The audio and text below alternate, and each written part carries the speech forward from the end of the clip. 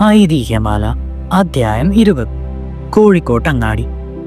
പണ്ട് കോഴിക്കോട് രാജാവിന് രാജ്യാധിപത്യമുണ്ടായിരുന്ന കാലത്ത് ഒരിക്കൽ അന്ന് നാടുവാണിരുന്ന സാമൂതിരിപ്പാട് തമ്പുരാന്റെ വലത്തെ തോളിന് ഒരു വേദനയുണ്ടായി.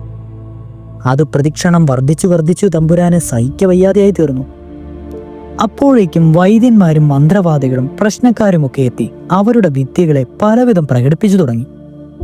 സംഖ്യയില്ലാത്ത വൈദ്യന്മാരും മന്ത്രവാദികളും വരികയും പഠിച്ച വിദ്യകളെല്ലാം പ്രയോഗിച്ച് നോക്കുകയും ചെയ്തിട്ടും തമ്പുരാന് വേദനയ്ക്ക് ഒരു കുറവും ഉണ്ടായില്ലെന്ന് തന്നെയല്ല, ക്രമേണ കൂടുതലായിക്കൊണ്ടുമിരുന്നു. ഒടുക്കം വൈദ്യന്മാരും മന്ത്രവാദികളുമെല്ലാം അസാധ്യമെന്ന് നിശ്ചയിച്ച് പിന്മാറി. ഒരു നിവൃത്തിയും ഇല്ലാതെയായി തീർന്നു. അങ്ങനെ ഇരിക്കുമ്പോൾ നല്ല ബുദ്ധിമാനും സൂക്ഷ്മഗ്രാഹിയും ആലോചനാശക്തി ഉള്ളവനുമായ ഒരു വിദ്വാൻ സാമൂതിരിപ്പാട്ടിലെ തിരുമുമ്പാകെ ചെന്ന് ആലസ്യത്തിന്റെ വിവരമെല്ലാം ചോദിച്ചറിഞ്ഞു. ഉടനെ അയാൾ, ഈ വേദന ഞാൻ ഭേദമാക്കാം, ഇതിന് വിശേഷിച്ചൊന്നും വേണ്ട, ഒരു തോർത്തുമുണ്ട് നനച്ച് പിഴിഞ്ഞ് ആ വേദനയുള്ള സ്ഥലത്തു വെച്ചാൽ ക്ഷണത്തിൽ വേദന മാറിക്കൂടും എന്ന് പറഞ്ഞു. ഇത് കേട്ടിട്ട് ഫലിക്കുന്ന പ്രയോഗം എന്നുള്ള വിശ്വാസം സാമൂതിരി തമ്പുരാന് വന്നില്ല. അവിടെ ആർക്കും തന്നെ അതുണ്ടായില്ല. എങ്കിലും വേദനയുടെ ദുസ്സഹത്വം കൊണ്ട് ഇതുമൊന്ന് പരീക്ഷിച്ച് നോക്കിയേക്കാമെന്ന് വിചാരിച്ച് തമ്പുരാൻ അപ്രകാരം ചെയ്തു. മുണ്ട് നനഞ്ഞ് പിഴിഞ്ഞ് വലത്തെ തോളിൽ വെച്ചത് മാത്രം നേരം കഴിഞ്ഞപ്പോൾ വേദന അശേഷം മാറി തമ്പുരാന് നല്ല സുഖമായി.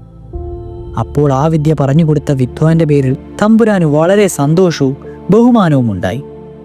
ഉടനെ തമ്പുരാൻ ആ വിദ്വാനെ വീരശൃംഖല മുതലായ സമ്മാനങ്ങൾ കൊടുത്ത് സന്തോഷിപ്പിച്ചയച്ചു. കുറച്ചു സമയം കഴിഞ്ഞപ്പോൾ ഈ സംഗതികളെല്ലാം ദിവാൻജി കേട്ടു. ഏറ്റവും സ്വാമി ഭക്തനും ബുദ്ധിമാനുമായ ദിവാൻജിക്ക് ഈ വർത്തമാനം കേട്ടപ്പോൾ ദുസ്സഹസമായ മനസ്താപമാണ് ഉണ്ടായത്. ഉടനെ ദിവാൻജി അയ്യോ, കാര്യം തെറ്റിപ്പോയല്ലോ എന്ന് പറഞ്ഞ് ഏറ്റവും വിഷാദത്തോടു കൂടി പുറപ്പെട്ടു. ആരെയും അന്വേഷിക്കുന്നത് പോലെ പല സ്ഥലങ്ങളും ചുറ്റി നടന്ന് ഒടുക്കൽ സന്ധ്യയോടുകൂടി അങ്ങാടിയിൽ ചെന്ന് ചേർന്നു. അപ്പോൾ അവിടെ സർവാംഗ സുന്ദരിയായ ഒരു യുവതി നിൽക്കുന്നത് കണ്ട് അവളുടെ അടുക്കൽ ചെന്ന് വിനയസമേതം എനിക്ക് നിങ്ങളോട് അത്യാവശ്യമായ ഒരു സ്വകാര്യം പറയുവാനുണ്ട് എന്ന് പറഞ്ഞു. എന്താണെന്ന് വെച്ചാൽ പറയാമല്ലോ എന്ന് സ്ത്രീ പറഞ്ഞു.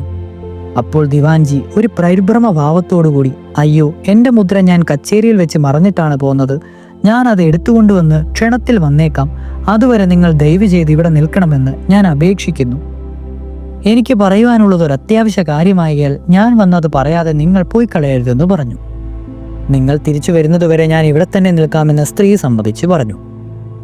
എന്നാൽ അങ്ങനെ സാധാരണയായി പറഞ്ഞാൽ പോരാ, ഞാൻ തിരിച്ചു വന്നല്ലാതെ പോവുകയില്ലെന്ന് നിങ്ങൾ സത്യം ചെയ്യണമെന്ന് ദിവാൻജി വീണ്ടും നിർബന്ധിക്കുകയാൽ സ്ത്രീ അപ്രകാരം സത്യം ചെയ്യുകയും ദിവാൻജി പോവുകയും ചെയ്തു.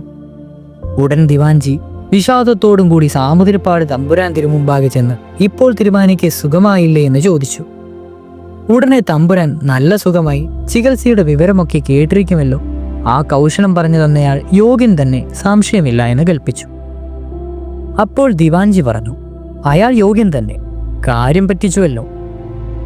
ആലോചിക്കാതെ അയാൾ പറഞ്ഞതുപോലെ കൽപ്പിച്ച് ചെയ്തത് വലിയ കഷ്ടമായി പോയി. ഇനി അത് പറഞ്ഞിട്ടും വിചാരിച്ചിട്ടും പ്രയോജനമൊന്നുമില്ലല്ലോ. തിരുമേനിക്കുണ്ടായിരുന്ന ആലസ്യത്തിന്റെ കാരണം അവിടെ നിന്ന് അറിഞ്ഞിരുന്നുവെങ്കിൽ ഇങ്ങനെ ചെയ്യുകയില്ലായിരുന്നു. ഇവിടെ ഇത്രമാത്രം ഐശ്വര്യം വർദ്ധിച്ച് തിരുമേനിയിൽ ലക്ഷ്മി ഭഗവതിയുടെ ആദിവാസം ഉണ്ടായിരുന്നതിനാലാണ്, മഹാലക്ഷ്മി അവിടുത്തെ വലത്തെ തോളിൽ നൃത്തം ചെയ്തുകൊണ്ടിരുന്നതിനാലാണ് അവിടേക്ക് സഹിക്കവയ്യാതെ കൊണ്ടുള്ള വേദനയുണ്ടായത്. ഈറൻ മുണ്ട് വലത്തെ തോളിൽ വെക്കുന്നത് പോലെ അശ്രീകരമായിട്ട് മറ്റൊന്നുമില്ല. അങ്ങനെ ചെയ്താൽ ചെയ്യുന്ന ആളുടെ ദേഹത്തിൽ നിന്ന് ലക്ഷ്മി ഭഗവതി ഉടൻ വിട്ടുമാറുകയും ജ്യേഷ്ഠ ഭഗവതി ആ സ്ഥാനത്ത് ബാധിക്കുകയും ചെയ്യും. ഈ തത്വവും തിരുമേനിയുടെ ആലസ്യത്തിന്റെ കാരണവും അറിഞ്ഞിരുന്നതിനാലാണ് ആ വിദ്വാൻ ഈ ഉപായം പറഞ്ഞിരുന്നത്. ഇത് നമ്മുടെ കാലദോഷം കൊണ്ട് ഉണ്ടായതാണ്, ഇനി പറഞ്ഞിട്ട് കാര്യമില്ല. ലക്ഷ്മി ദേവി ഇവിടെ നിന്ന് ഇറങ്ങിയെങ്കിലും രാജ്യം വിട്ടു പോകാതിരിക്കുവാൻ അടിയൻ ഒരു ഉപായം പ്രയോഗിച്ചിട്ടുണ്ട്. അതിനാൽ അടിയൻ ഇനി ജീവിച്ചിരിക്കാൻ നിവൃത്തിയില്ല എന്ന് പറഞ്ഞ് ദിവാൻജി തിരുമുമ്പാകെ നിന്ന് വേഗത്തിൽ ഇറങ്ങിപ്പോവുകയും ഉടനെ ആത്മഹത്യ ചെയ്യുകയും ചെയ്തു. ദിവാൻജി സത്യം ചെയ്യിപ്പിച്ച് അങ്ങാടിയിൽ നിർത്തിയ സ്ത്രീ സാക്ഷാൽ മഹാലക്ഷ്മി തന്നെ ആയിരുന്നുവെന്നുള്ളത് വിശേഷിച്ച് പറയേണ്ടതില്ലല്ലോ. ദിവാൻജി തിരിച്ചു വന്ന് കാണാതെ പോകുവാൻ പാടില്ലെന്ന് തീർന്നതിനാൽ ലക്ഷ്മി ദേവി ഇന്നും കോഴിക്കോട്ടങ്ങാടിയിൽ നിൽക്കുന്നെന്നാണ് വിശ്വാസം. കോഴിക്കോട്ടങ്ങാടിയുടെ ഐശ്വര്യം ഇന്നും നശിക്കാതെ വർദ്ധിച്ചുകൊണ്ടിരിക്കുന്നതും സന്ധ്യാസമയത്ത് ചെന്ന് നോക്കിയാൽ ആ സ്ഥലത്ത് വിശേഷാൽ ഒരു സ്ത്രീ ഉണ്ടായിരിക്കുന്നതും കാണപ്പെടുന്നതും അവിടെ ലക്ഷ്മി ഭഗവതിയുടെ ആദിവാസം ഉണ്ടായിട്ടാണെന്നുള്ള ഇതിഹാസത്തിൽ എന്തോ ചില വാസ്തവമുണ്ടെന്ന് ആർക്കും തോന്നിപ്പോക്കത്തക്കവണ്ണം ഐശ്വര്യവും സന്ധ്യാസമയത്ത് ഒരു വിശേഷ ഭംഗിയും ആ അങ്ങാടിക്ക് ഇന്നും കാണുന്നുണ്ട്. കാര്യത്തിന്റെ സൂക്ഷ്മസ്ഥിതി ദിവാൻജി പറഞ്ഞു മനസ്സിലാക്കിയപ്പോൾ സാമൂതിരി തമ്പുരാൻ അത്യന്തം വ്യസനിക്കുകയും പശ്ചാത്തപിക്കുകയും ചെയ്തു. അതീതകാര്യ അന്വേഷണയാക്കും സ്യാദിശ്യ വിദ്വജന്നങ്കർണത്തെ. ഈ സംഗതി നടന്നിട്ട് വളരെ താമസിയാതെ തന്നെ സാമൂതിരിപ്പാട് തമ്പുരാന്റെ രാജലക്ഷ്മി, അതായത് രാജാധിപത്യം അന്യാധീനപ്പെട്ടുപോവുകയും ചെയ്തു.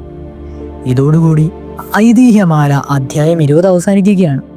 ഇനി അധ്യായം 21 കിടങ്ങൂർ കണ്ടഘോരൻ തുടരും.